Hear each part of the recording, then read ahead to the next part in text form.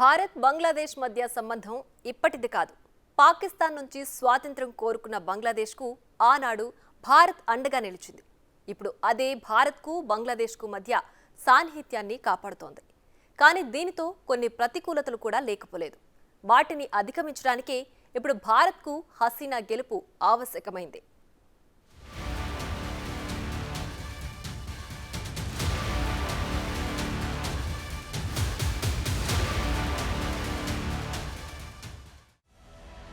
ఇక చరిత్ర చూసుకుంటే 1971లో బెంగాలీ రెసిస్టెన్స్ ఫోర్స్కి మద్దతుగా భారత దళాల్ని పంపడం ద్వారా పాకిస్తాన్ నుంచి బంగ్లాదేశ్ స్వాతంత్ర్యం పొందడంలో ఢిల్లీ కీలక పాత్ర పోషించింది.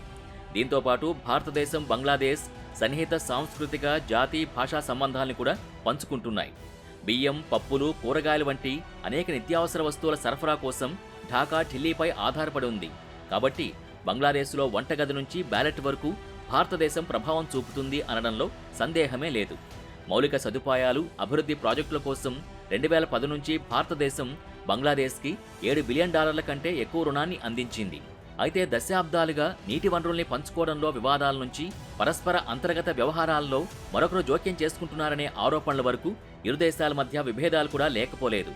ముఖ్యంగా భారతదేశం తన ఈశాన్య రాష్ట్రాలకి వస్తువుల్ని రవాణా చేయడానికి బంగ్లాదేశ్ మీదుగా రహదారి, నది, రైలు సౌకర్యాన్ని పొందినప్పటికీ ఢాకా ఎప్పటికీ భారత భూభాగం మీదుగా నేపాల్, భూటాన్లతో పూర్తిస్థాయి ఓవర్లాండ్ వాణిజ్యం చేయలేకపోయిందని బంగ్లాదేశ్ విమర్శకులు తీవ్రంగా ఆరోపిస్తున్నారు.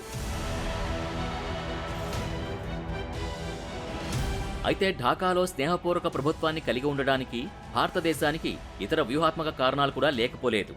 ఢిల్లీ తన 7 ఈశాన్య రాష్ట్రాలకు బంగ్లాదేశ్ ద్వారా రోడ్డు, నదీ రవాణా సౌకర్యాన్ని కోరుతోంది. ఇప్పుడు భారత ప్రధాన భూభాగం నుంచి దాని ఈశాన్యానికి రహదారి, రైలు కనెక్టివిటీ చికెన్ స్నెక్ అనే ప్రాంతం గుండా ఉంది. ఈ చికెన్ స్నెక్ నేపాల్, బంగ్లాదేశ్, భూటాన్ మధ్య నడిచే 20 కిలోమీటర్ల ల్యాండ్ కారిడార్. భారతదేశ ప్రత్యర్థి చైనాతో ఏదైనా సంఘర్షణలు ఏర్పడితే ఈ ప్రాంతం వ్యూహాత్మకంగా హాని కలిగిస్తుందని భారత్ భయపడుతోంది. అలాగే అమెరికా వంటి పశ్చిమ దేశాలు బంగ్లాదేశ్ అధికారులపై ఆరోపించిన మానవ హక్కుల ఉల్లంఘనలు, న్యాయ విరుద్ధ హత్యలకు ప్రతిగా ఆ దేశంపై ఆంక్షలు విధించాలని కోరుకుంటున్నారు. కానీ భారతదేశం ఈ చర్యను వ్యతిరేకిస్తూ అలా జరగకుండా ప్రతిఘటిస్తోంది.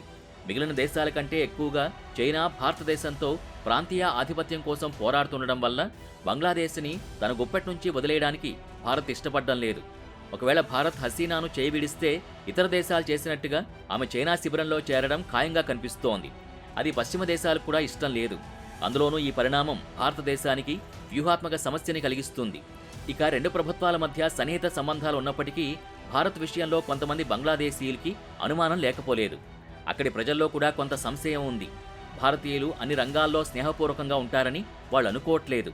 బంగ్లాదేశ్ ఒక ముస్లిం దేశం కాబట్టి భారతదేశంతో వారికి ఎప్పుడైనా సమస్య ఉందనే భావనలోనే అక్కడి ప్రజలున్నట్టు విశ్లేషకులు భావిస్తున్నారు. కాగా ఈ ఎన్నికల నేపథ్యంలో ఇస్లామిస్టులు మళ్లీ సమూహమయ్యే అవకాశం ఉందని భారత్ ఆందోళన చెందుతుండగా బంగ్లాదేశ్లో చాలామంది సరిహద్దులో ఏం జరుగుతుందోనని ఆందోళన చెందుతున్నారు.